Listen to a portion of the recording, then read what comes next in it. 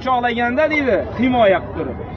Unga kelib sanchilgan o'qlar uni nimaga tipratikonga aylantirib qo'ydi. Kim edi u sahoba? Abu Dujona. Abu Dujona kelib janobi Rasulullohni ushaganda deydi, Abu Dujona tipratikonga o'xshab qoldi. Mus'ab ibn Umayr hali u sahoba to'g'risida gapirib beraman sizlarga.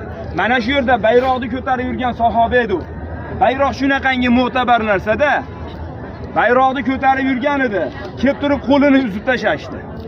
Ikkinchi qo'llariga ko'tardi. Yana ikkinchi qo'lini ham uzib tashadi. Shunda bag'rilariga bosib yurganda bayroqni orqasidan kelib ikkiga bo'lib yuboradi.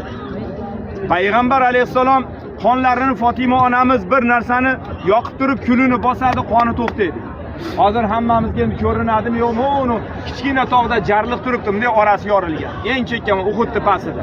Payg'ambar alayhisalomni mana shu yerga olib borishib turib, o'sha joyga chiqarishdi. Ya'ni bular ko'pchilik endi o'ldiramiz deyish astoydil harakat qilishyapti. Bular bildiki, payg'ambarimiz o'ldi, Abu Bakr o'ldi, Umar o'ldi deyishyapti. Sahobalar mana shu yerda 3 qismga bo'lingan endi. Qolgan hali 700 ta bor-ku. Endi payg'ambar alayhisalom o'lgan bo'lsa deydi, vafot qilgan bo'lsa. Endi bo'ldi, kofirlarga qo'shilaylik. Munofiqlari ichida aniq bo'ldimi? Yana bir toifasi aytayaptiki, Rasululloh o'lgan bo'lsa endi qochish kerak edi.